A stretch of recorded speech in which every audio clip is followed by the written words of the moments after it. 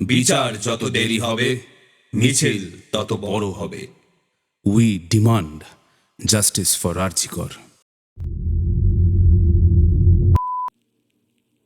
এই কাহিনী সমস্ত চরিত্র এবং ঘটনা সম্পূর্ণ কাল্পনিক। বাস্তবে জীবিত বা মৃত কোনো ব্যক্তি অথবা কোনো ঘটনার সাথে এর মিল থাকলে তা সম্পূর্ণ অনিচ্ছাকৃত এবং কাকতালীয়।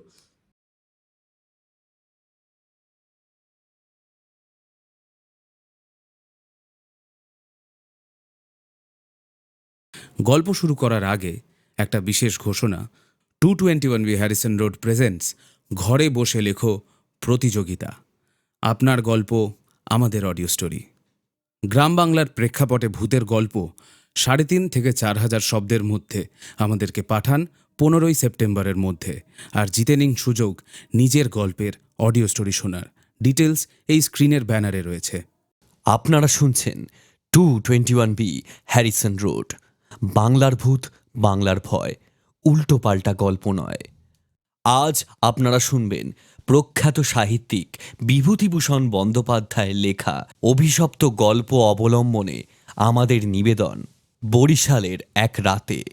অভিনয়ে রয়েছে বর্ণালী, সুমিতেন্দ্র আর আমি প্রত্যয়।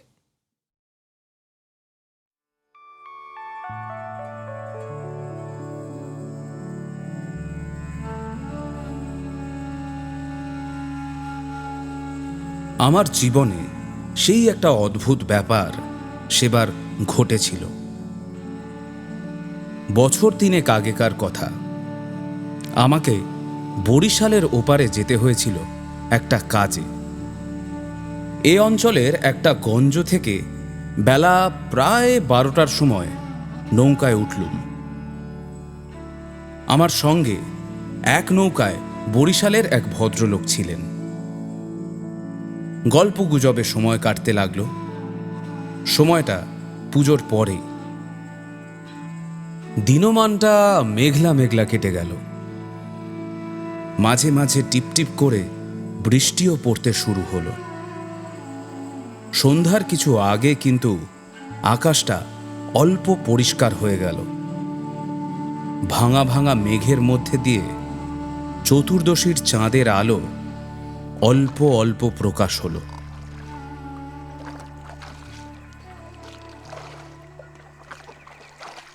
সন্ধ্যা হওয়ার সঙ্গে সঙ্গে আমরা বড় নদী ছেড়ে একটা খালে পড়লুম। শোনা গেল খালটা এখান থেকে আরম্ভ হয়ে নোয়াখালীর উত্তর দিয়ে একেবারে মেঘনায় মিশেছে। পূর্ববঙ্গে সেই আমার নতুন যাওয়া। চোখে কেমন সব একটু নতুন ঠেকতে লাগলো।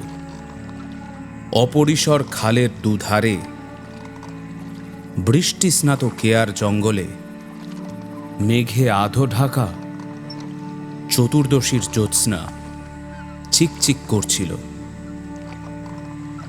মাঝে মাঝে নদীর ধারে বড় বড় মাঠ, সটি, বেত, ফার্ন গাছের বন জায়গায় জায়গায় খালের জলে ঝুঁকে পড়েছে। বাইরে একটু ঠান্ডা থাকলেও আমি ছইয়ের বাইরে বসে দেখতে দেখতে যাচ্ছিলুম। বরিশালের সে অংশটা সুন্দরবনের কাছাকাছি। ছোট ছোট খাল ও নদী চারিধারে। সমুদ্র খুব দূরে নয়। 10-15 মাইল দক্ষিণ পশ্চিমে হাতিয়া ও সন্দ্বীপ। আর একটু রাত হলো। খালের দুপারে নির্জন জঙ্গল অস্ফুট জ্যোৎস্নায় কেমন যেন অদ্ভুত দেখাতে লাগলো। এ অংশে লোকের বসতি একেবারেই নেই। শুধু ঘন বন আর জলের ধারে বড় বড় হোগলা গাছ। আমার সঙ্গী বললেন, এত রাতে আর বাইরে থাকবেন না, আসুন ছইয়ের মধ্যে। এসব জঙ্গলে বুঝলেন না। তারপর তিনি সুন্দরবনের নানা গল্প করতে লাগলেন। তার এক কাকা নাকি ফরেস্ট ডিপার্টমেন্টে কাজ করতেন। তারই লঞ্চে করে তিনি একবার সুন্দরবনের নানা অংশে বেরিয়েছিলেন। সেই সব গল্প। রাত প্রায় 12টার কাছাকাছি হলো। মাঝি আমাদের নৌকায় ছিল মোটে একটি। সে বলে উঠল, বাবু, একটু এগিয়ে গিয়ে বড় নদী পড়বে। এত রাতে একাই নদীতে পাড়ি জমাতে পারবো না। এখানেই নৌকা রাখি। নৌকা সেখানেই বাঁধা হলো। এদিকে বড় বড় গাছের আড়ালে চাঁদ অস্ত গেল। দেখলুম অপ্রশস্ত খালের দুধারেই অন্ধকারে ঢাকা ঘন জঙ্গল। চারিদিকে কোনো শব্দ নেই। পতঙ্গগুলো পর্যন্ত চুপ করেছে। সঙ্গীকে বললুম, মশাই, এই তো সরু খাল, পার থেকে বাগ লাফিয়ে পড়বে না তো নৌকার ওপর? সঙ্গী বললেন, না পড়লেই আশ্চর্য হব। শুনে অত্যন্ত পুলকে ছইয়ের মধ্যে ঘেঁষে বসলুম। খানিকটা বসে থাকবার পর সঙ্গী বললেন, আসুন একটু শোয়া যাক। ঘুম তো হবে না, আর ঘুমানো ঠিকও না। আসুন একটু চোখ বুঝে না হয় থাকি। খানিকটা চুপ করে থাকবার পর সঙ্গীকে ডাকতে গিয়ে দেখি তিনি ঘুমিয়ে পড়েছেন। মাঝিও জেগে আছে বলে মনে হলো না। ভাবলুম, তবে আমি বা কেন মিথ্যে মিথ্যে চোখ চেয়ে চেয়ে থাকি? মহাজনদের পথ ধরবার উদ্যোগ করলুম।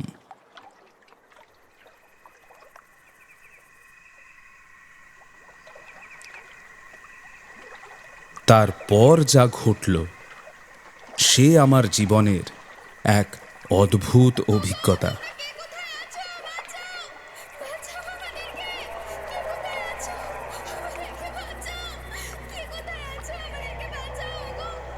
শুতে যাচ্ছি, হঠাৎ আমার কানে গেল, অন্ধকার বন ঝোপের ওপাশে অনেক দূরে গভীর জঙ্গলের মধ্যে কে যেন কোথায় গ্রামাফোন বাজাচ্ছে।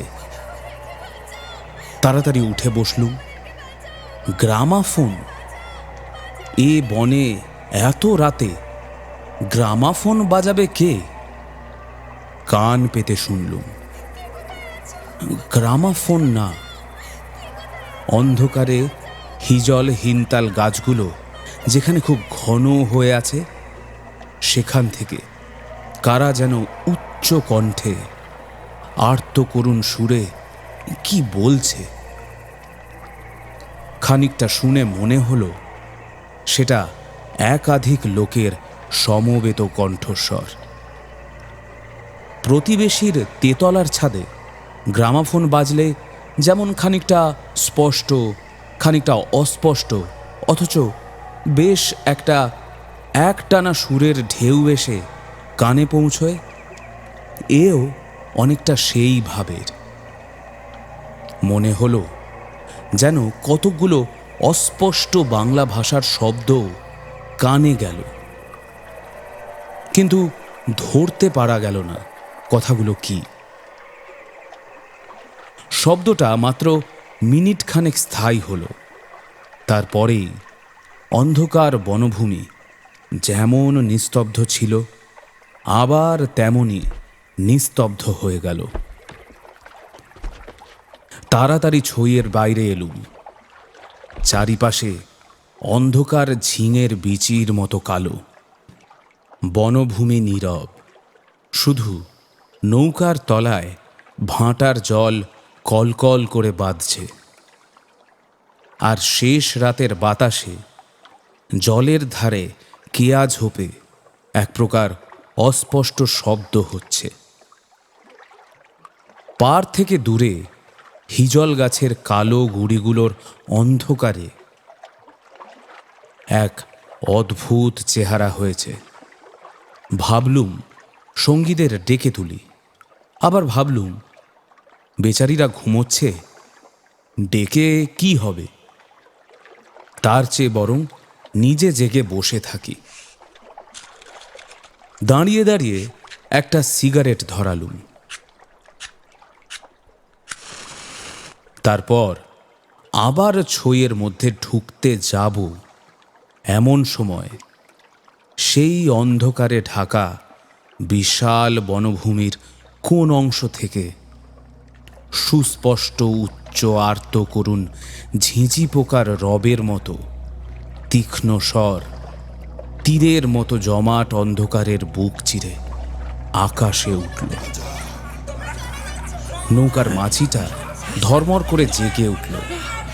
আমি সঙ্গীকে ডাকলুম, মশাই, ও মশাই, আরে উঠুন উঠুন। মাঝি আমার কাছে ঘেঁষে এলো। ভয়ে তার গলার স্বর কাঁপছিল। বললে, হে আল্লাহ, আল্লাহ, শুনতে পেয়েছেন বাবু? সঙ্গী উঠে জিজ্ঞাসা করলেন, কে? কি মশাই, ডাকলেন কেন?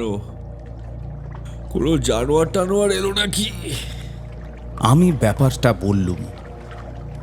তিনিও তাড়াতাড়ি ছইয়ের বাইরে এলেন। তিনজনে মিলে কান খাড়া করে রইলুম। চারিদিক আবার চুপ। ভাঁটার জল নৌকার তলায় বেঁধে আগের চেয়েও জোরে শব্দ হচ্ছিল। সঙ্গী মাঝিকে জিজ্ঞেস করলেন, এটা কি তবে? মাঝি বললে, হ্যাঁ বাবু, এই বাইয়েই কীর্তি পাশার ঘর। সঙ্গী বললেন, তবে তুই এত রাতে এখানে নৌকা রাখলি কেন, বেকুব কোথাকার? মাঝি বললে, তিনজন আছি বলেই রেখেছিলাম বাবু। ভাটার টানে নৌকা পিছিয়ে নেবার তো জো ছিল না। কথাবার্তার ধরন শুনে সঙ্গীকে বললুম, কি মশাই, ব্যাপার কি? আপনি কিছু জানেন নাকি? ভয়ে যত না হোক বিস্ময়ে আমরা কেমন হয়ে গিয়েছিলুম। সঙ্গী বললেন, ওরে, তোর সেই কেরোসিনের ডিবেটা জ্বাল, আলো জেলে বসে থাকা যাক, রাত এখনো ঢের। মাঝিকে বললুম, তুই শব্দটা শুনতে পেয়েছিলি? সে বললে, হ্যাঁ বাবু, আওয়াজ কানে গিয়েই তো আমার ঘুম ভেঙে গেল। আমি আরো দুবার নৌকা পেয়ে যেতে যেতে ও ডাক শুনেছি। সঙ্গী বললেন, এটা এই অঞ্চলের একটা অদ্ভুত ঘটনা। তবে এই জায়গাটা সুন্দরবনের সীমানায় বলে, আর এই অঞ্চলে কোনো লোকালয় নেই বলে, শুধু নৌকোর মাঝিদের কাছেই এটা সুপরিচিত। এর পেছনে একটা ইতিহাস আছে, সেটা অবশ্য নৌকার মাঝিদের পরিচিত নয়। সেইটা আপনাকে বলি, শুনুন।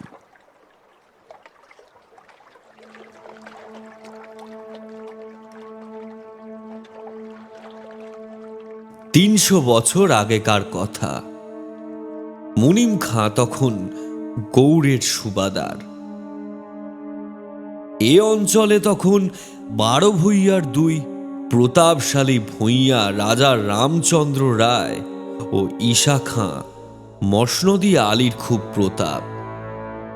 মেঘনার মোহনার বাহির সমুদ্র, যাকে এখন সন্দ্বীপ চ্যানেল বলে, সেখানে তখন মগ আর পর্তুগিজ জলদস্যুরা শিকারান্বেষণে সেন পক্ষীর মতো ওত পেতে বসে থাকত। সে সময় এখানে এরকম জঙ্গল ছিল না। এ সমস্ত জায়গা তখন কীর্তি রায়ের অধিকারে ছিল। এইখানে তার সুদৃঢ় দুর্গ ছিল। মগ জলদস্যুদের সঙ্গে তিনি অনেকবার লড়েছিলেন। তার অধীনে সৈন্য সামন্ত, কামান, যুদ্ধের কোষা সবই ছিল। সন্দ্বীপ তখন ছিল পর্তুগিজ দলদস্যুদের প্রধান আড্ডা। এদের আক্রমণ থেকে আত্মরক্ষা করবার জন্য এই অঞ্চলের সকল জমিদারকেই সৈন্যবল দৃঢ় করে গড়তে হতো। এ বনের পশ্চিম ধার দিয়ে তখন আর একটা খাল বড় নদীতে পড়ত। বনের মধ্যে তার চিহ্ন এখনো আছে। কীর্তি রায় অত্যন্ত অত্যাচারী এবং দুর্ধর্ষ জমিদার ছিলেন। তার রাজ্যে এমন সুন্দর মেয়ে কমই ছিল যে তার অন্তঃপুরে একবার না ঢুকেছে। তাছাড়া তিনি নিজেও এক প্রকার জলদস্যু ছিলেন। তার নিজের অনেকগুলো বড় ছিপ ছিল। আশেপাশের জমিদারি, এমনকি নিজের জমিদারির মধ্যেও সম্পত্তিশালী গৃহস্থের ধনরত্ন স্ত্রী কন্যা লুটপাট করার রূপ মহৎ কার্যে সেগুলি ব্যবহৃত হতো। কীর্তি রায়ের পাশের জমিদারি ছিল তারই এক বন্ধুর। এরা ছিলেন চন্দ্রদ্বীপের রাজা রামচন্দ্র রায়দের পত্তনিদার। অবশ্য সে সময় অনেক পত্তনিদারের ক্ষমতা এখনকার স্বাধীন রাজাদের চেয়ে বেশি ছিল। কীর্তি রায়ের বন্ধু মারা গেলে তার তরুণ বয়স্ক পুত্র নরনারায়ণ রায় পিতার জমিদারির ভার পান। নরনারায়ণ তখন সবে যৌবনে পদার্পণ করেছেন, অত্যন্ত সুপুরুষ, বীর ও শক্তিমান। নরনারায়ণ কীর্তি রায়ের পুত্র চঞ্চল রায়ের সমবয়সী ও বন্ধু। সেবার কীর্তি রায়ের নিমন্ত্রণে নরনারায়ণ রায় তাঁর রাজ্যে দিন কতকের জন্য বেড়াতে এলেন। চঞ্চল রায়ের তরুণী পত্নী লক্ষ্মী দেবী স্বামীর বন্ধু নরনারায়ণকে দেবরের মতন স্নেহের চোখে দেখতে লাগলেন। দু একদিনের মধ্যে কিন্তু সে স্নেহের চোটে নরনারায়ণকে বিব্রত হয়ে উঠতে হলো। নরনারায়ণ রায় তরুণ বয়স্ক হলেও একটু গম্ভীর প্রকৃতির। বিদ্যুৎ চঞ্চলা তরুণী বন্ধুপত্নীর ব্যঙ্গ পরিহাসে গম্ভীর প্রকৃতি নরনারায়ণের মান বাঁচিয়ে চলা দুষ্কর হয়ে পড়ল। স্নান করে উঠেছেন, মাথার তাজ খুঁজে পাওয়া যায় না। নানা জায়গায় খুঁজে হয়রান হয়ে তার আশা ছেড়ে দিয়ে বসে আছেন। হঠাৎ কখন নিজের বালিশ তুলতে গিয়ে দেখেন তার নিচেই তাজ চাপা আছে। যদিও এর আগেও তিনি বালিশের নিচে খুঁজেছেন, তার প্রিয় তরবারিখানা দুপুর থেকে বিকেলের মধ্যে 5 বার হারিয়ে গেল। আবার 5 বারই সম্পূর্ণ অপ্রত্যাশিত স্থান থেকে খুঁজে পাওয়া গেল। তাম্বুলে এমন সব দ্রব্যের সমাবেশ হতে লাগলো যা কোনো কালেই তাম্বুলের উপকরণ নয়। তরল মস্তিষ্ক বন্ধু পত্নীকে কিছুতেই এঁটে উঠতে না পেরে অত্যাচার জর্জরিত নরনারায়ণ রায় ঠিক করলেন তার বন্ধুর স্ত্রীটি একটু ছিটগ্রস্ত। বন্ধুর দুর্দশায় চঞ্চল রায় মনে মনে খুব খুশি হলেও বাইরে স্ত্রীকে বললেন, দুদিনের জন্য এসেছে বেচারি, ওকে তুমি যেরকম বিব্রত করে তুলেছ, ও আর কখনো এখানে আসবে না। দিন কয়েক এরকম কাটার পর কীর্তি রায়ের আদেশে চঞ্চল রায়কে কি একটা কাজে হঠাৎ গৌড়ে যাত্রা করতে হলো। নরনারায়ণ রায় ও বন্ধুপত্নী কখন কি করে বসে সেই ভয়ে দিন কতক সশঙ্ক অবস্থায় কাল যাপন করবার পর নিজের বজরায় উঠে হাঁপ ছেড়ে বাঁচলেন। যাবার সময় লক্ষ্মী দেবী বলে দিলেন, এবার আবার যখন আসবে না ভাই, এমন একটা বিশ্বাসী লোক কিন্তু সঙ্গে এনো, যে রাত দিন তোমার জিনিসপত্র ঘরে বসে চৌকি দেবে, বুঝলে তো?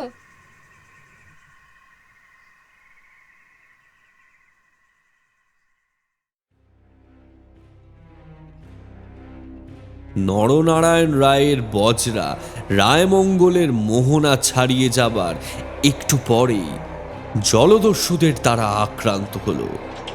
তখন মধ্যাহ্নকাল, প্রখর রৌদ্রে বজরার দক্ষিণ দিকের দিগ্বলয় প্রসারী জলরাশি সানানো তলোয়ারের মতো ঝকঝক করছিল। সমুদ্রের সে অংশে এমন কোনো নৌকা ছিল না যারা সাহায্য করতে আসতে পারে। সেটা রায়মঙ্গল আর কালাবদর নদীর মুখ, সামনেই বার সমুদ্র সন্দ্বীপ চ্যানেল, জলদস্যুদের প্রধান ঘাঁটি। নরনারায়ণের বজরার রক্ষীরা কেউ হত হলো, কেউ সাংঘাতিক জখম হলো। নিজে নরনারায়ণ দস্যুদের আক্রমণ প্রতিহত করতে গিয়ে উরুদেশে কিসের খোঁচা খেয়ে সংজ্ঞাশূন্য হয়ে পড়লেন।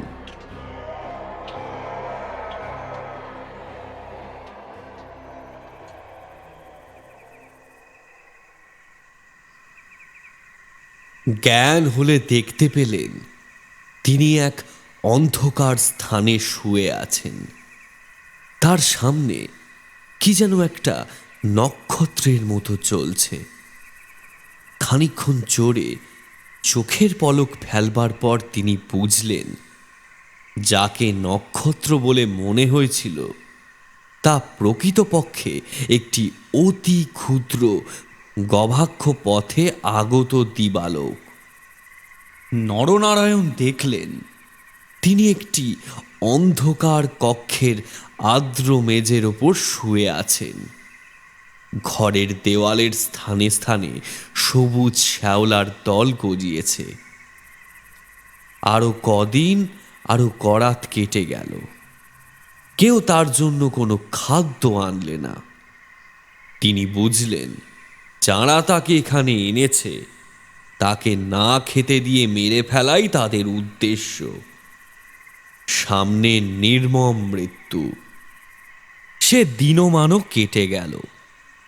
আঘাতজনিত ব্যথায় এবং ক্ষুধা তৃষ্ণায় অবসন্ন দেহ নরনারায়ণের চোখের সামনে থেকে গবাক্ষ পথের শেষ দিবালক মিলিয়ে গেল। তিনি অন্ধকার ঘরের পাষাণ শয্যায় ক্ষুধা কাতর দেহ প্রসারিত করে অধীরভাবে মৃত্যুর অপেক্ষা করতে লাগলেন। প্রকৃতির একটা ক্লোরোফর্ম আছে। যন্ত্রণা পেয়ে মরছে এমন প্রাণীকে মৃত্যু যন্ত্রণা থেকে বাঁচানোর জন্য সেটা মুমূর্ষ প্রাণীকে অভিভূত করে। ধীরে ধীরে যেন সেই দয়াময়ী মৃত্যু তন্দ্রা এসে তাকেও আশ্রয় করলে।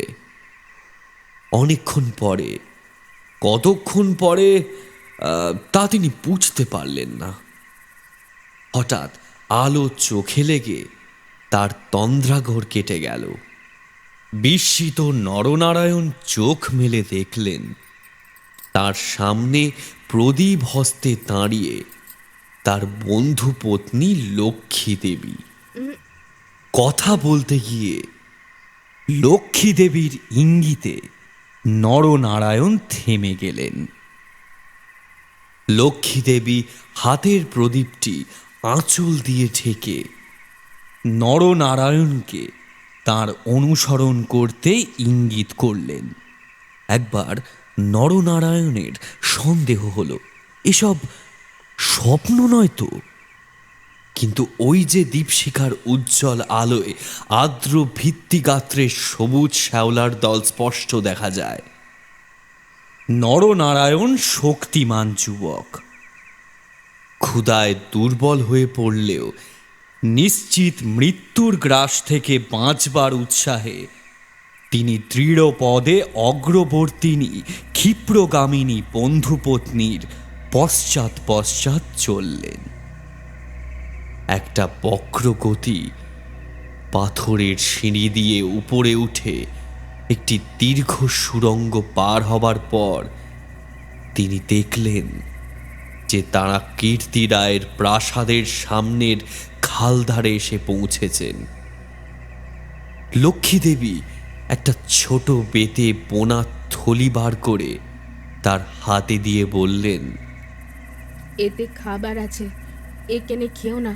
তুমি তো সাঁতার জানো, খাল পার হয়ে ওপারে গিয়ে কিছু খেয়ে নাও, তারপর যত শিগগির পারো পালিয়ে যাও। নরনারায়ণ রায় ব্যাপারখানা একটু বুঝলেন। তার বিস্তৃত জমিদারি কীর্তি রায়ের জমিদারের পাশেই, এবং তার অবর্তমানে কীর্তি রায় দনুজ মর্দন দেবের বংশধরের ভবিষ্যৎ পত্তনিদার।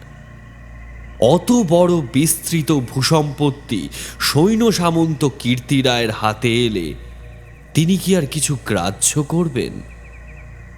কীর্তি রায় যে মাথা নিচু করে আছেন তার এই কি কারণ নয়? তার এক পাশে বাকলা চন্দ্রদ্বীপ, অন্য পাশে ফুলুয়ার প্রতাপশালী ভূঁইয়া রাজা লক্ষণ মাণিক্য। প্রদীপের আলোয় নবনারায়ণ দেখলেন তার বন্ধুপত্নীর মুখে সে চটুল হাস্যরেখার চিহ্নও নেই।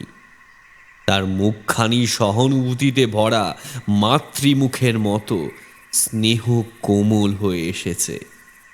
তাদের চারিপাশে গাঢ় অন্ধকার, মাথার উপর আকাশের বুক চিরে দিগন্ত বিস্তৃত উজ্জ্বল ছায়াপথ। নিকটেই খালের জল চোর ভাঁটার টানে তীরের হোগলা গাছ তুলিয়ে কলকল শব্দে বড় নদীর দিকে ছুটেছে। নরনারায়ণ আবেগপূর্ণ সুরে জিজ্ঞাসা করলেন, বউ ঠাকুরন, চঞ্চলও কি এর মধ্যে আছে? লক্ষ্মীদেবী বললেন, না ভাই, তিনি কিচ্ছু জানেন না।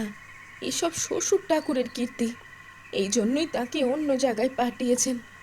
এখন আমার মনে হচ্ছে ওই গৌর টৌর ওসব মিথ্যে। নরনারায়ণ দেখলেন লজ্জায় দুঃখে তার বন্ধুপত্নীর মুখ বিবর্ণ হয়ে উঠেছে। লক্ষ্মীদেবী আবার বললেন, আমি আজ জানতে পারি খিড়কিগড়ের পাইক সর্দার আমায় মা বলে। তাকে দিয়ে দুপুর রাতের পাহারা সব সরিয়ে রেখে দিয়েছিলাম, তাই বউ ঠাকুরন, আমার এক বোন ছোটবেলায় মারা গিয়েছিল। তুমি আমার সেই বোন, আজ আবার ফিরে এলে। লক্ষ্মীদেবীর পদ্মের মতো মুখখানি চোখের জলে ভেসে গেল। একটু ইতস্তত করে বললেন, ভাই, বলতে সাহস পাইনি, তবুও একটা কথা বলছি বোন বলে, যদি রাখো। নরনারায়ণ জিজ্ঞাসা করলেন, হ্যাঁ, কি কথা বলো বউ ঠাকুরন। তুমি আমার কাছে বলে যাও ভাই, শ্বশুর ঠাকুরের কোনো অনিষ্ট চিন্তা তুমি করবে না। নরনারায়ণ রায় একটুখানি কি ভাবলেন, তারপর বললেন, তুমি আমার প্রাণ দিলে বউ ঠাকুরন, তোমার কাছে বলে যাচ্ছি, তুমি বেঁচে থাকতে আমি তোমার শ্বশুরের কোনো অনিষ্ট চিন্তা করব না। বিদায় নিতে গিয়ে নরনারায়ণ একবার জিজ্ঞাসা করলেন, বউ ঠাকুরন, তুমি ফিরে যেতে পারবে তো? আমি ঠিক যাব, তুমি কিন্তু যতদূর পারো সাঁতরে গিয়ে তারপর ডাঙায় উঠে চলে যেও। নরনারায়ণ রায় সেই ঘন কৃষ্ণ অন্ধকারের মধ্যে নিঃশব্দে খালের জলে পড়ে মিলিয়ে গেলেন। লক্ষ্মীদেবীর প্রদীপটা অনেকক্ষণ বাতাসে নিভে গিয়েছিল। তিনি অন্ধকারের মধ্যে দিয়ে শ্বশুরের গড়ের দিকে ফিরলেন। একটু দূরে গিয়ে তিনি দেখতে পেলেন পাশের ছোট খালটায় দুখানা ছিপ মশালের আলোয় সজ্জিত হচ্ছে। ভয়ে তার বুকের রক্ত জমে গেল। সর্বনাশ, এরা কি তবে জানতে পেরেছে? দ্রুত পদে অগ্রসর হয়ে গুপ্ত সুড়ঙ্গের মুখে এসে তিনি দেখলেন সুড়ঙ্গের পথ খোলাই আছে। তিনি তাড়াতাড়ি সুড়ঙ্গের মধ্যে ঢুকে পড়লেন। কীর্তিরায় বুঝতেন নিজের হাতের আঙুলও যদি বিষাক্ত হয়ে ওঠে তাকে কেটে ফেলাই সমস্ত শরীরের পক্ষে মঙ্গল। পরদিন আবার দিনের আলো ফুটল, কিন্তু লক্ষ্মী দেবীকে আর কোনো দিন কেউ দেখেনি। রাতের হিংস্র অন্ধকার তাকে গ্রাস করে ফেলেছিল।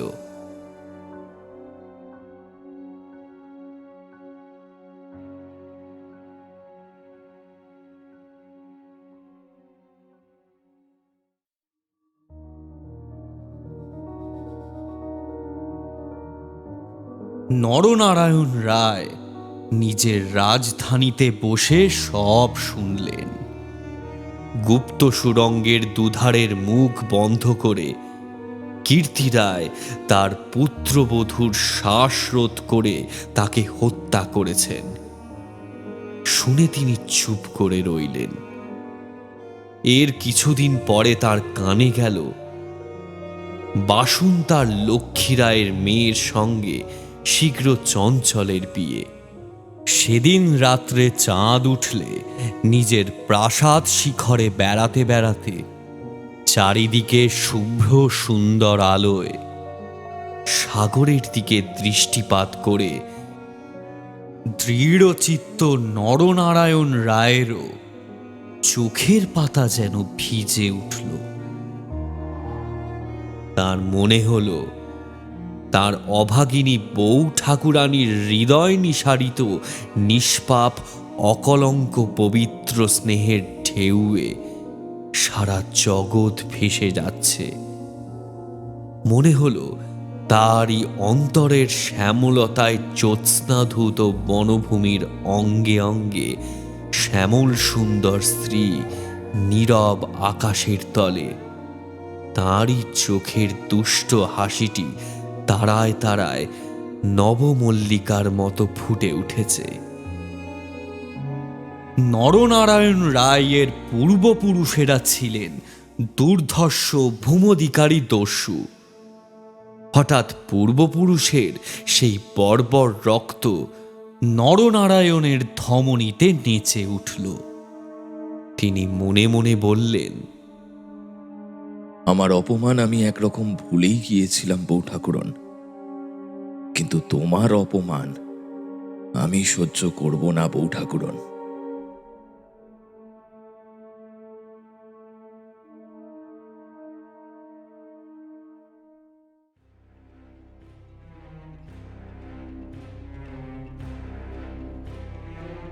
কিছুদিন কেটে গেল। তারপর একদিন এক শীতের ভোর রাত্রির কুয়াশা কেটে যাওয়ার সঙ্গে সঙ্গে দেখা গেল কীর্তি রায়ের গড়ের খালের মুখ ছিপে সুলুপে জাহাজে ভরে গিয়েছে। তোপের আওয়াজে কীর্তি রায়ের প্রাসাদ দুর্গের ভিত্তি ঘন ঘন কেঁপে উঠতে লাগল। কীর্তি রায় শুনলেন আক্রমণকারী নরনারায়ণ রায়, সঙ্গে দুরন্ত পর্তুগিজ জলদস্যু সেবাস্টিও গঞ্জালেস। উভয়ের সম্মিলিত বহরের 40খানা কোষা খালের মুখে চড়াও হয়েছে। পুরা বহরের বাকি অংশ বাহিনী নদীতে দাঁড়িয়ে। আক্রমণের জন্য কীর্তি রায় পূর্ব থেকে প্রস্তুত ছিলেন। রাজা রামচন্দ্র রায় এবং রাজা লক্ষণ মাণিক্যের সঙ্গে গঞ্জালেসের কয়েক বৎসর ধরে শত্রুতা চলে আসছে। এ অবস্থায় গঞ্জালেস যে তাঁদের পত্তনিদার নরনারায়ণ রায়ের সঙ্গে যোগ দেবে, এ কীর্তি রায়ের কাছে সম্পূর্ণ অপ্রত্যাশিত ঘটনা। তা হলেও কীর্তি রায়ের গড় থেকেও তোপ চলল।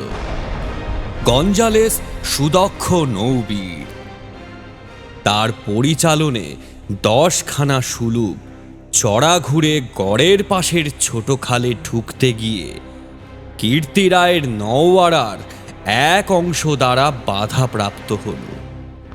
গড়ের কামান সেদিকে এত প্রখর যে খালের মুখে দাঁড়িয়ে থাকলে বহর মারা পড়ে। গঞ্জালেস 2খানা কামানবাহী সুলুপ ছোট খালের মুখে রেখে বাকিগুলো সেখান থেকে ঘুরিয়ে এনে চড়ার পিছনে দাঁড় করালে।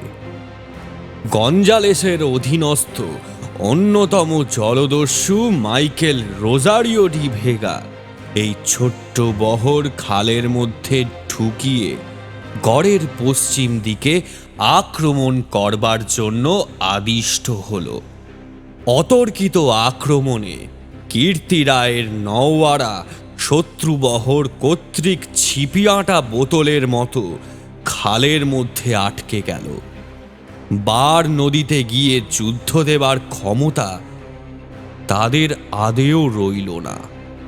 তবুও তাদের বিক্রমে রোজারিও অনেকক্ষণ পর্যন্ত কিছু করে উঠতে পারলে না। কীর্তি রায়ের নৌবহর দুর্বল ছিল না। কীর্তি রায়ের গড় থেকে পর্তুগিজ জলদস্যুদের আড্ডা সন্দ্বীপ খুব দূরে নয়। কাজেই কীর্তি রায়ের নৌবহর সুদৃঢ় করে করতে হয়েছিল। বৈকালের দিকে রোজারিওর কামানের মুখে গড়ের পশ্চিম দিকটা একেবারে হুমড়ি খেয়ে পড়ে গেল।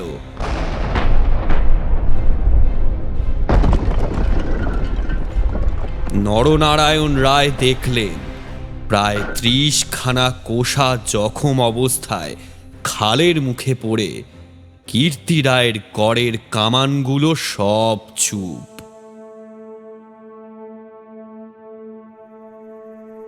নদীর দুপার ঘিরে তখন সন্ধ্যা নেমে আসছে। ঊর্ধ্বে নিস্তব্ধ নীল আকাশে কেবলমাত্র এক ঝাঁক শকুনি কীর্তি রায়ের গড়ের উপর চক্রাকারে ঘুরছে।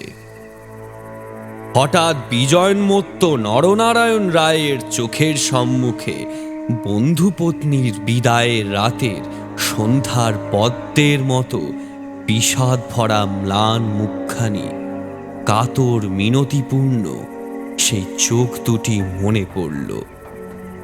অনুশোচনায় তার মন তখনই ভরে উঠল। তিনি করেছেন কি? এই রকম করে কি তিনি তার স্নেহময়ী প্রাণদাত্রীর শেষ অনুরোধ রাখতে এসেছেন? নরনারায়ণ রায় হুকুম জারি করলেন, কীর্তি রায়ের পরিবারের এক প্রাণীরও যেন প্রাণহানি না হয়। একটু পরেই সংবাদ এলো, ঘরের মধ্যে কেউ নেই। নরনারায়ণ রায় বিস্মিত হলেন।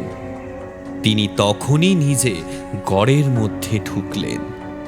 তিনি এবং গঞ্জালেস গড়ের সমস্ত অংশ তন্ন তন্ন করে খুঁজলেন। দেখলেন সত্যি কেউ নেই।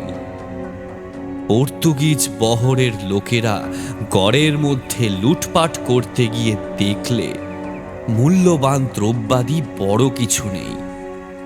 পরদিন দ্বীপ্রহর পর্যন্ত লুটপাট চলল। কীর্তি রায়ের পরিবারের এক প্রাণীরও সন্ধান পাওয়া গেল না।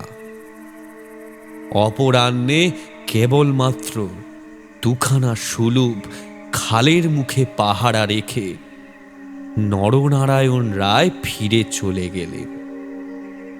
এই ঘটনার দিন কয়েক পরে পর্তুগিজ জলদস্যুদের দল লুটপাট করে চলে গেলে কীর্তি রায়ের এক কর্মচারী গড়ের মধ্যে প্রবেশ করে।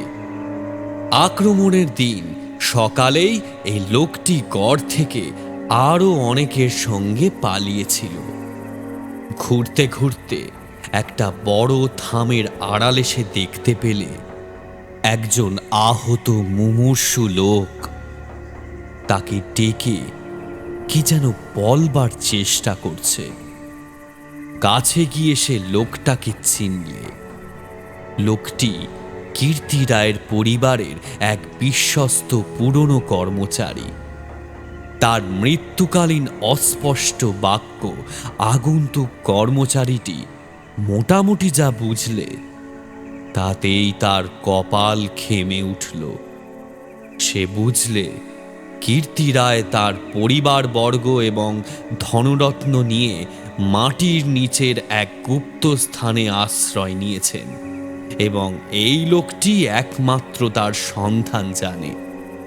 তখনকার আমলে এই গুপ্ত গৃহগুলি প্রায় সকল বাড়িতেই থাকত এবং এর ব্যবস্থা এমন ছিল যে বাইরে থেকে কেউ এগুলো না খুলে দিলে তা থেকে বেরোবার উপায় ছিল না।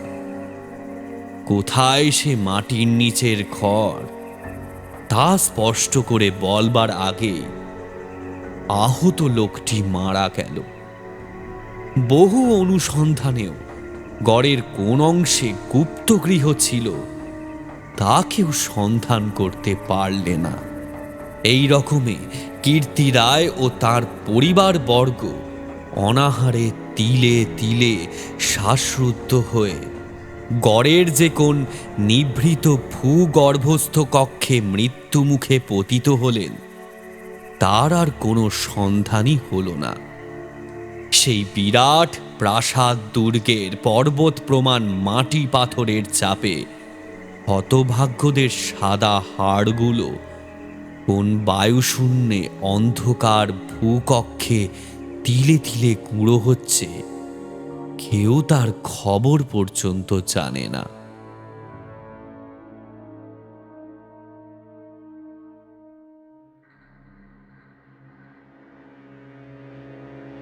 ওই ছোট খালটা প্রকৃতপক্ষে সন্দ্বীপ ক্যানেলেরই একটা খাঁড়ি। খাঁড়ির ধার থেকে একটুখানি গেলে গভীর অরণ্যের ভিতর কীর্তিরায়ের গড়ের বিশাল ধ্বংসস্তূপ এখনো বর্তমান আছে দেখা যাবে। খাল থেকে কিছু দূরে অরণ্যের মধ্যে দুই সার প্রাচীন বকুল গাছ দেখা যায়। এখন এ বকুল গাছের সারের মধ্যে দুর্ভেদ্য জঙ্গল আর শুল কাঁটার বন। তখন এখানে রাজপথ ছিল। আর খানিকটা গেলে একটা বড় দিঘি চোখে পড়বে। তারই দক্ষিণে কুচো ইটের জঙ্গলাবৃত স্তূপে অর্থপ্রথিত হাঙরমুখ পাথরের কড়ি। ভাঙা থামের অংশ 12 ভূঁইয়াদের বাংলা থেকে, রাজা প্রতাপাদিত্য রায়ের বাংলা থেকে বর্তমান যুগের আলোয় উঁকি মারছে। দিঘির যে ইষ্টক সোপানে সকাল সন্ধ্যায় তখন অতীত যুগের রাজবধূদের রাঙা পায়ের অলকতক রাগ ফুটে উঠত, এখন সেখানে দিনের বেলায় বড় বড় বাঘের পায়ের থাবার দাগ পড়ে। গোখুরা কেউটে সাপের দল ফনা তুলে ঘুরে বেড়ায়। বহুদিন থেকেই এখানে একটা অদ্ভুত ব্যাপার ঘটে থাকে। দুপুর রাতে গভীর বনভূমি যখন নীরব হয়ে যায়, হিনতাল হিজল গাছের কালো গুঁড়িগুলো অন্ধকারে যখন বনের মধ্যে প্রেতের মতো দাঁড়িয়ে থাকে, সন্দ্বীপ ক্যানেলের জোয়ারের ঢেউয়ের আলোকোৎ খ্যাপি লোনা জল খাঁড়ির মুখে জোনাকির মতো চলতে থাকে, তখন খাল দিয়ে নৌকা বেয়ে যেতে যেতে মোম মধু সংগ্রাহকেরা কতবার শুনেছে অন্ধকারে বনের এক গভীর অংশ থেকে কারা যেন আর্তস্বরে চিৎকার করছে।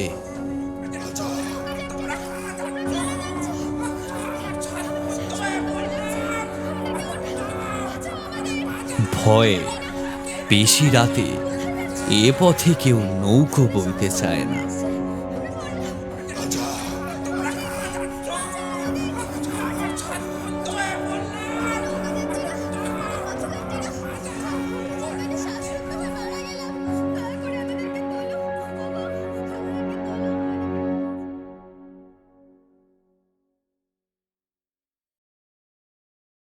শেষ হল বিভূতিভূষণ বন্দ্যোপাধ্যায়ের গল্প অভিশপ্ত অবলম্বনে আমাদের নিবেদন বরিশালের এক রাতে। গল্পটা কেমন লাগলো অবশ্যই কমেন্ট করে জানাবেন। আর চলুন আজকে দেরি না করে আমাদের আড্ডাটা শুরু করি। প্রথমেই শুরু করব আমাদের একজন মেম্বার শ্যাডোর কমেন্টটা দিয়ে, কারণ সেটা খুব রেলেভেন্ট মনে হয়েছে আমার। শ্যাডো লিখছে, this is the first time ভূতের গলায় কীর্তন শুনলাম। ব্যাপারটা ঠিক ভূতের মুখে রাম নাম। Thank you 221B for reading out my previous comments. The demand for justice remains something we all continue to seek. I stand with you, Team 221B, and I believe every Bengali, no matter where they are in the world, feels the same. I would like to use your platform to humbly appeal to everyone. Let's do whatever we can to contribute to this fight for justice. Together, we can make a difference. এই কমেন্টার last দুটো line যে let's do what ever we can two contribute to this fight for justice and together we can make a difference, অত্যন্ত গুরুত্বপূর্ণ এবং যারা শুনছো বা শুনছেন তাদের সকলের একটু ভাবা উচিত এই দুটো লাইন নিয়ে, যে আজকে হয়তো তারা এক জায়গায় প্রোটেস্ট করছে ডাক্তাররা, তারা সল্টলেকে প্রোটেস্ট করছে, এর আগে লালবাজারে প্রোটেস্ট হয়েছে, এছাড়াও সারা কলকাতা জুড়ে, সারা বাংলা জুড়ে, এমনকি সারা বিশ্বের বিভিন্ন বিভিন্ন শহরে, বিভিন্ন বিভিন্ন জায়গায় মানুষে প্রোটেস্ট করেছে এই ইনসিডেন্টটার। এবং আজকে দাঁড়িয়ে ডাক্তারদের যে এই আন্দোলন, সেটা কিন্তু কেবল জাস্টিস নিয়ে নয়, তার সাথে আরও অনেকগুলো ইস্যু আছে, তাদের অনেকগুলো ডিমান্ড আছে এবং প্রত্যেকটাই ন্যায্য ডিমান্ড। অনেকেই মনে করছেন যে তাদের আন্দোলন তুলে নেওয়া উচিত, অনেকে মনে করছেন তাদের আন্দোলন চালিয়ে যাওয়া উচিত। আমার মতে আন্দোলন চালিয়ে যাওয়া উচিত, তার কারণ আমি মনে করি প্রত্যেকটা মানুষের নিজের কর্মস্থলে নিশ্চিন্ত মনে কাজ করার অধিকার আছে। এক একজন ডাক্তার 36 ঘন্টা 48 ঘন্টা ডিউটি করছে একটানা, এক একটা শিফটে। তাদের প্রপার রিটায়ারিং রুমস নেই, তাদের রেস্ট নেওয়ার জায়গা নেই, তাদের বাথরুম যাওয়ার জায়গা নেই। এগুলো গভর্নমেন্ট হসপিটালে একটা রিয়ালিটি, এবং আমরা কেউ সাধারণ মানুষ থাকলে কিন্তু সেই জায়গায় কাজ করতে পারতাম না, বা কাজ করতে যথেষ্ট বিরক্তি প্রকাশ করতাম। আমি এমনিতেই দেখি সাধারণ মানুষ সাধারণ কর্মস্থলে সাধারণ মানুষ কত বিরক্তি প্রকাশ করে, এই এসির টেম্পারেচারটা কম, এই আমাদের এসি নেই, এই কতটা দিনে যেতে হয়, ওরে বাবা ট্রেনে বাসে যেতে গিয়ে ঘেমে গেলাম। কিন্তু আজকে দাঁড়িয়ে যারা আমাদের সমাজের একটা পিলার, ডাক্তাররা আমাদের সমাজের পিলার, তারা যেই কাজটা করছেন এবং যেই কন্ডিশনের মধ্যে করছেন, যতটা কষ্ট নিয়ে কাজগুলো করছেন, সেটার জন্য কিন্তু খালি তাদের জন্য রেসপেক্ট থাকলে হবে না। তাদের এই কন্ডিশনটা, তাদের ওয়ার্কিং এনভায়রনমেন্টটা যাতে আরও ভালো হয়, তার জন্য কিন্তু আজকে তাদের এই দাবিগুলো, এবং আমাদের সবার উচিত তাদের পাশে এসে দাঁড়ানো। শ্যাডোর এই লাস্ট দুটো লাইন খুব ইম্পর্টেন্ট, যে let's do what ever we can two contribute in this fight for justice. আমাদের সব রকমভাবে চেষ্টা করা উচিত আজকে ডাক্তারদের পাশে এসে দাঁড়ানোর, এবং together we can make a difference. আর সত্যি সবাই একসাথে এলে পরিবর্তন ঘটবেই। আজকেই দেখুন না, কোনো দিন দেখেছেন এত সুন্দর প্রোটেস্ট? কোনো দিন দেখেছেন যেখানে রাস্তা গার্ড করা হচ্ছে না, রাস্তার পাশ দিয়ে মানুষ হাতে হাত ধরে হিউম্যান চেইনস বানাচ্ছে? যেখানে একটা রাস্তায় প্রোটেস্ট করার পর যারা আন্দোলন করলো, তারা নিজ নিজ দায়িত্বে রাস্তাটাকে পরিষ্কার করে দিয়ে যাচ্ছেন, কোনো রকমের নোংরা পাতি কিচ্ছু করছেন না, জায়গাটাকে অপরিষ্কার করছেন না। আজকে কোনো দিন দেখেছো যে একটা আন্দোলনের সময় হাজারে হাজারে মানুষ, কত নাম না জানা মানুষ আন্দোলনকারীদের জন্য খাবার, জল, এইসব জিনিসগুলোকে জুগিয়ে দিচ্ছে? আজকে ডাক্তাররা কিন্তু রাস্তায় নেমেছেন, কিন্তু তার মধ্যেও তারা অভয়া ক্লিনিক স্টার্ট করে মানুষের পাশে দাঁড়াচ্ছেন। সুতরাং আমি ওয়েস্ট বেঙ্গল এবং আমাদের দেশের মানুষদের কাছে একটাই আপিল করব, যে এই আন্দোলন, এই প্রতিবাদের পাশে থাকুন। Together we really can make a difference. Tanmoy Ghosh comment করেছে যে সে একজন new member. Thank you Tanmoy, আমাদের পাশে এসে দাঁড়ানোর জন্য। অসংখ্য ধন্যবাদ এই মেম্বারশিপটা নিয়ে চ্যানেলটাকে সাপোর্ট করার জন্য। তোমাদের মেম্বারশিপগুলো এবছর থেকে শুরু হয়েছে, এবছরে পেয়েছি বলে আমরা কিন্তু একটা বিশাল বড় কাজ করতে পারছি, যেটা হয়তো পসিবল হতো না। খুব তাড়াতাড়ি সেটার অ্যানাউন্সমেন্ট হবে, এই বছরের শেষের দিকে জিনিসগুলো তোমরা দেখতে পারবে কি হচ্ছে। এটা কিন্তু পুরোপুরি পসিবল হয়েছে মেম্বারদের জন্য। তোমাদের সকলকে অসংখ্য ধন্যবাদ। আলাদা করে হয়তো আমরা কিছু মেম্বারদের এই মুহূর্তে দিতে পারছি না, বাট কথা দিচ্ছি ঠিক টাইমে ঠিক জিনিস আমরা তোমাদের হাতে তুলে দেব।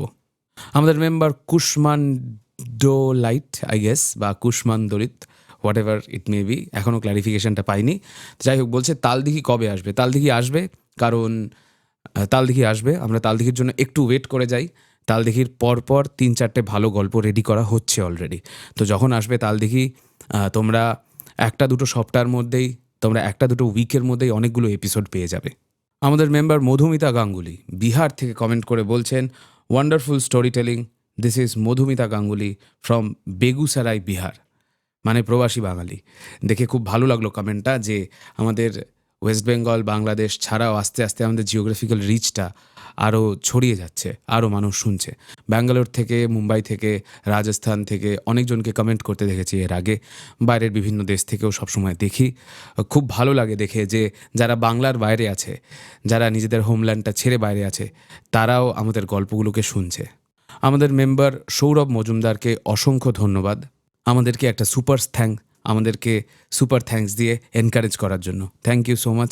আপনারাও যদি চান যে ওয়ান টাইম একটা অর্থনৈতিক সাহায্য আমাদের চ্যানেলটাকে করবেন, তাহলে যে কোনো ভিডিও যখন চলবে সেখানে আপনি লাইভ চ্যাটে বা পরে থ্যাঙ্কস বাটনটাতে ক্লিক করে সুপার চ্যাট ইউজ করতে পারেন আমাদের এই কাজে কন্ট্রিবিউট করার জন্য ডিরেক্টলি।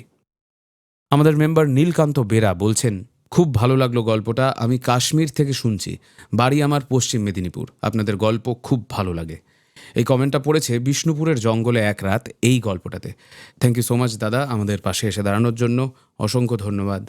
এক্স পারভেস 876 আমাদের নতুন মেম্বার বলছে, হাই আমি নতুন মেম্বার আর আমার একটা আইডিয়া ছিল, আপনাদের একটা হোয়াটসঅ্যাপ গ্রুপ বানান, সব মেম্বারদের ওইখানে অ্যাড করুন, তাতে সব মেম্বাররা কানেক্টেড থাকবে, সাজেশন দেওয়ার জন্য সুবিধা হবে। সাজেশনটা কিন্তু খুব ভালো। আমি এই মেসেজটা সব মেম্বারদের জন্য দিচ্ছি, আমাদের 221B হ্যারিসন রোডের সব মেম্বারকে জিজ্ঞাসা করছি, তোমরা প্লিজ কমেন্ট করে জানাও কি তোমরা যদি চাও যে একটা গ্রুপ হোক হোয়াটসঅ্যাপে, তাহলে ভালো হয় কি না। তোমরা জানালে, অনেকজন মিলে জানালে, তাহলে কিন্তু আমরা এই গ্রুপটা ক্রিয়েট করতে পারি। আমাদের একজন মেম্বারের একটা ভুল ধারণা একটু ভাঙিয়ে দিই। শাহেদ ইসলামিক বলছে, আমি মুসলিম বলে হয়তো আপনারা কোনো রিপ্লাই করছেন না। আমি বললাম একটা গল্পের কথা, কোনো রিপ্লাই পেলাম না। আপনি কাইন্ডলি আপনার যে মেসেজটা ছিল আমাদেরকে আরেকবার পাঠান, আমরা ডেফিনেটলি রেসপন্ড করব। আর বর্ণ, জাতি, ধর্ম নিয়ে আমাদের মধ্যে কোনো ভেদাভেদ নেই। আপনারা অনেক দিন ধরে 221B হ্যারিসন রোডের কাজ দেখছেন, গল্প শুনছেন, আমাদের এই আড্ডাটাতে জয়েন করছেন। আশা করি আপনারা এই জিনিসটা এতদিনে বুঝে গেছেন। রাজশ্রী কমেন্ট করে বলছে, সত্যি সাগর কুমার পাঠকের লেখা গল্পগুলো বেশ অন্য রকমের, সত্যিই দারুণ। Thank you so much. আর আমরা তোমার এই মেসেজটা সাগরবাবুকে ডেফিনেটলি পার্সোনালি কনভে করে দেব।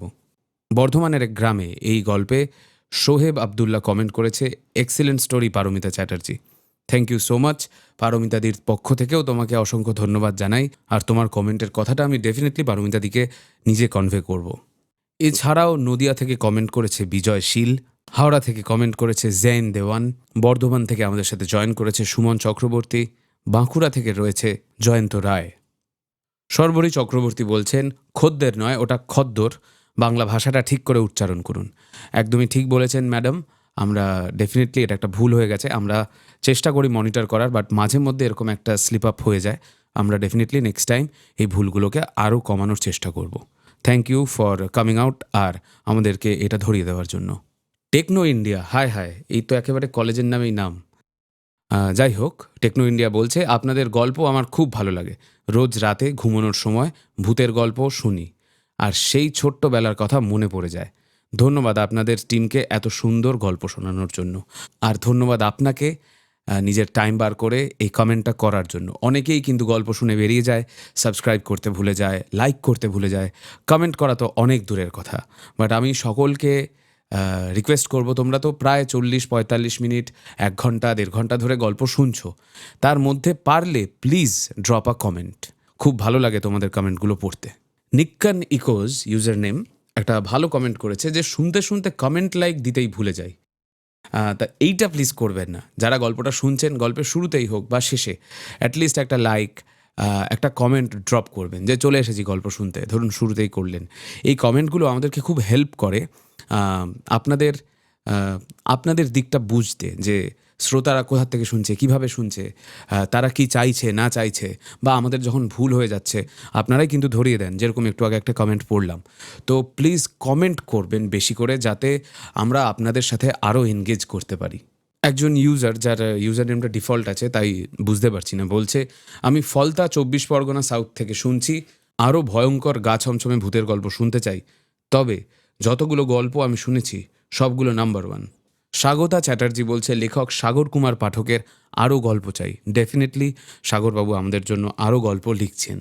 কিবোর্ড উইথ সৌগত বা কিবোর্ড উইথ সৌগতা, সেটা বোঝা যাচ্ছে না, বলছে, এই তো আমাদের হাওড়া মেন লাইনের গল্প, love from Uttarpara, and please take love from Hindmotor. Yes, আমরা হিনমটরেরই চ্যানেল। তা আমাদেরও ভালো লাগে নিজেদের জায়গা নিয়ে গল্প করতে, আমাদেরও ভালো লাগে যখন বাড়ির কাছের লোকজন কমেন্ট করে আমাদেরকে সাপোর্ট করে। তোমরা যারা যারা উত্তরপাড়া, হিনমটর, কোন্নগর, রিষড়া, বালি, বেলুর এই সব জায়গা থেকে গল্প শুনছো, ডেফিনেটলি কিন্তু কমেন্ট করতে ভুলো না। ইভেন কি শ্রীরামপুর। আমাদের বেশ পুরনো শ্রোতা মেহনাজ জাফরিন 151 বলছে, গল্পে 221B হ্যারিসন রোডের ইউটিউব চ্যানেল এর পার্টটা শুনে ভারী মজা পেলাম। প্রতিবারের মতোই এইবারও মন ছুঁয়ে গেল একটা গল্প, বিশেষ করে এন্ডিংটা ভালো না হলে গল্প শুনে তৃপ্তি পাওয়া যায় না। অপেক্ষায় রইলাম নতুন গল্পের। থ্যাংক ইউ মেহনাজ কমেন্ট করার জন্য। মেহনাজ আমাদের গল্প শুনে মোস্ট প্রবলি ঢাকা, বাংলাদেশ থেকে। তো তোমরাও যে যেখান থেকে গল্প শুনছো আমাদেরকে জানিও, তোমাদের গল্পগুলো কিন্তু ডেফিনেটলি শেয়ার করো। এরকম করে আস্তে আস্তে কিছু মানুষের সাথে কিন্তু ইনডিরেক্টলি পরিচয়ও হয়ে যায়, যেরকম মেহনাজের নামটা মনে থাকে কারণ ও খুব কমেন্ট করে। আর as per your request Mehnaz, আমরা চেষ্টা করছি এই আড্ডার সেশনটাকে আবার ফিরিয়ে আনার এবং আরও নতুন করে করার। নন্দিনী বণিক বলছে, আমি হালি শহর থেকে শুনছি, আপনার গল্পগুলো জাস্ট দারুণ লাগে শুনতে। আমি রোজ আপনার গল্পগুলো শুনি, খুব সুন্দর লাগলো গল্পটা, আপনার ভয়েসটাও অসাধারণ লাগে আমার। Thank you so much Nandini আমাদের গল্পগুলোকে শোনার জন্য আর for taking the time to post a comment. আমি বারবার বলছি যে সবাই কিন্তু গল্প শোনো অ্যান্ড কমেন্ট করতে ভুলো না, ঠিক আছে? ভালো মন্দ যা পারো কমেন্ট করার করো, কাউকে খালি অফেন্সিভ কিছু বলো না, উল্টোপাল্টা জিনিসপত্র লিখো না, সেগুলো কিন্তু ডিরেক্টলি ব্লকড। এবং মনে রেখো 221B হ্যারিসন রোডে যদি তোমরা মেয়েদেরকে বা কোনো জাতি, বর্ণ, ধর্ম এইসব নিয়ে ভেদাভেদ সৃষ্টি করার চেষ্টা করো কমেন্ট সেকশানে, তোমাদের কিন্তু শুধু কমেন্টগুলো নয়, তোমাদের ইউজারগুলোই ব্লক হয়ে যায় আমাদের চ্যানেল থেকে। তো এই কথাটা কিন্তু মাথায় রাখবে কমেন্ট করার সময় ডেফিনেটলি। আমরা এখানে হেট প্রমোট করি না, আমরা সবাই আসি দিনের শেষে একটু রিল্যাক্স করি, সব রাগারাগি ওই সব বাইরে ফেলে আসো, এখানে এগুলো নিয়ে এসে কোনো লাভ নেই। রিল্যাক্স করো, গল্প শোনো, নিজের ছোট্টবেলার কথা, পুরনো দিনের কথাগুলো আমরা একটু মনে করিয়ে দিই তোমাদের, ব্যাস ঘুমিয়ে পড়ো। বিক্রম চন্দ্র রয় একটা খুব মজার কমেন্ট করেছে, বলছে, বাহ বাহ, ভূত যে আবার স্পোর্টস বাইক চালায় জানতাম না, তাও আবার যে সে নয়, সুজুকি জিক্সার। না না, ঠিকই তো, ভূত বলে কি শখ আহ্লাদ থাকবে না? আসলে এই কমেন্টটা উনি করেছেন ভবেশ বাবুর ভয়ের। এখানে ইচ্ছা করেই একটা বাইক ইউজ করা হয়েছে পোস্টারে। তবে আপনি কি করে জানলেন যে সেটা সুজুকি জিক্সার? মানে জিক্সারের তো গোল হেডলাইট বলে আমার জানা ছিল না। যাই হোক, হতে পারে হয়তো ওই বাইকটা আপনি বানিয়েছিলেন বা আপনার গ্যারেজেই সারানো হয়েছিল। খুব ভালো লাগলো আপনার কমেন্টটা পড়ে। তবে বিক্রম চন্দ্র রয়ের মাথায় কি সত্যিই চন্দ্র আছে? আপনাদের কি মনে হয়? একটু কমেন্ট করে জানাবেন প্লিজ। হাওড়া থেকে মৃন্ময় কমেন্ট করে বলছে, আমি মৃন্ময়, হাওড়ার শ্যামপুর থানায় বাড়ি, কিন্তু হায়দ্রাবাদে এখন থাকি। আপনাদের কোনো গল্পই আমার মিস হয় না, তবে আপনার প্রতিটি গল্পেই আমি কমেন্ট করি। যদি একটা গল্পে আমার নামটা নিতেন খুব ভালো লাগতো। প্রতিবারের মতো এবারও বলবো অসংখ্য ধন্যবাদ পুরো টিমকে, আর স্পেশাল থ্যাংক ইউ টু গল্পগুলো যারা লিখছে। একদমই সত্যি কথা, আমাদের কমেন্টে, আমাদের কাজে অফেন লেস মেনশনড হয়ে থেকে যায়, কিন্তু আমাদের অথাররা, লেখকরা, তোমরা যেই গল্পগুলো শুনছো সেটা কিন্তু কারুর না কারুর লেখা। ডেফিনেটলি তাদের ব্যাপারে, তাদের লেখা তোমাদের কেমন লাগলো ডেফিনেটলি কমেন্ট করে জানাবে। একবার পোস্টারে দেখে নেবে, ডিসক্রিপশনে দেখে নেবে যে কে গল্পটা লিখেছে, এবং তাদের লেখার ব্যাপারেও কিন্তু কমেন্ট করবে। এতে যারা গল্প লিখছে তারাও আরও বেশি করে অনুপ্রেরণা পাবে। আবার একজন বাড়ির কাছের লোকের কমেন্ট পড়ি। দেবশ্রী ঘোষ বলছে, একটা টাইম স্ট্যাম্প 52.05, আহা, কীর্তন শুনতে শুনতে পটল তোলা, ভূতের মুখে এক্কেবারে যথার্থ গান, লেখকের প্রতি শুভেচ্ছা, উপস্থাপনা প্রতিবারের মতোই জাস্ট ফাটাফাটি, গুরু, শ্রীরামপুর, হুগলি। আবারও খুব বাড়ির কাছে একজনের কমেন্ট পড়ে খুবই ভালো লাগলো। থ্যাংক ইউ সো মাচ দাদা কমেন্ট করার জন্য। রাহুল কমেন্ট করে বলছে, দাদা তোমাদের গল্প শুনতে খুব ভালো লাগে। আমার বাড়ি পূর্ব বর্ধমান, এখন মুম্বাই থেকে সুন্দরপুর কাজ করতে করতে কমেন্টটা পড়বে। মনীষ মণ্ডল বলছে, সাধারণ মানুষের রাস্তা আটকে 3 ঘন্টা বাসের মধ্যে বসিয়ে কাজকর্মের ক্ষতি করে কি প্রকৃতভাবে জাস্টিস হয়? আর কার বিচার হবে? দোষী কি চিহ্নিত হয়েছে? সেন্টার অন্য সময় বাংলার ওপর ঝাঁপিয়ে পড়ে, অথচ এখন প্রায় নিশ্চুপ বলা যায়, কেন? দাদা আপনাকে একটা কথা বলি, কমেন্টগুলো করার আগে এই রংটাকে খুলে রেখে আসবেন বাইরে। 21শে জুলাইয়ের দিন তো এই কমেন্টটা কোথাও পোস্ট করেন না? করেন কি ফেসবুকে টেসবুকে যে সারা কলকাতা বন্ধ হয়ে আছে, বা যেদিনকে ওই আরেক লাল পার্টির ধর্মতলা চলো হয়, সেদিন তো এই জিনিসগুলো দেখি না। একটা ন্যায্য কারণে, এবং একদল মানুষ, আমাদের সমাজের খুব ইম্পর্ট্যান্ট একদল মানুষ, ডাক্তাররা প্রোটেস্ট করছে তাদের কিছু ডিমান্ডসের জন্য, একটা মেয়ের জাস্টিসের জন্য, যাকে অত্যন্ত অন্যায়ভাবে খুন করা হয়েছে। কোথায় করা হয়েছে? একটা সরকারি এরেনার মধ্যে, একটা সরকারি এরিয়ার মধ্যে। সে সেখানে 36 ঘন্টা ডিউটি করে সাধারণ মানুষের সেবা শুশ্রূষা করছিল। তার মানে বুঝতে পারছেন, সে কিন্তু পাবলিক সার্ভিস দিচ্ছিল। সেই জায়গায় তার যদি এরকম নৃশংস পরিণতি হতে পারে, তখন আপনার মতো মানুষের 3 ঘন্টা ওয়েট করাটা আমি ব্যক্তিগতভাবে যথার্থ মনে করি। আর কারোর সাথে তুলনা করতে যাবেন না। সেন্টার কি করছে, বাংলা কি করছে দেখার দরকার নেই। একটা মূল কথা হচ্ছে, আপনি এত কথা বলছেন, একটা মেন জিনিসের অ্যান্সার দিন তো। কেন একটা প্লেস অফ অকারেন্সে 48 ঘন্টার মধ্যে ডেমোলিশন, রিপেন্টিং এটা সরকার শুরু করে? উত্তর আছে আপনার কাছে? কেন একজন ভিকটিমের এফআইআর রিপোর্ট লেখানোর আগে পোস্টমর্টম হয়? আমাদের দেশে কনস্টিটিউশন বলে একটা জিনিস আছে, রুল অফ ল বলে একটা জিনিস আছে। যে কোনো পার্টি থাকুক, যে কোনো পার্টি গভর্নমেন্টে থাকুক, এই কাজগুলো কেন হবে তার উত্তর দিতে পারবেন আপনি? মনে হয় না দিতে পারবেন। এর থেকে বেটার যখন ওই 3 ঘন্টা বাসে আটকে বসে থাকবেন আন্দোলনের জন্য, তখন এই কথাগুলো ভাববেন। হ্যাঁ, যাক, একটা বিচ্ছিরি কমেন্ট পড়ে মুডটাই চটকে গেল। ঠিক আছে, আজকে অনেকগুলো কমেন্ট পড়া হয়েছে, আজকে অনেকটা লম্বা আড্ডা হয়েছে। আজকের মতো আমরা এপিসোডটাকে এখানেই কনক্লুড করি তাহলে। দেখা হচ্ছে পরের এপিসোডে। Till then, keep listening to 221B Harrison road. বাংলার ভূত, বাংলার ভয়, উল্টো পাল্টা গল্প নয়।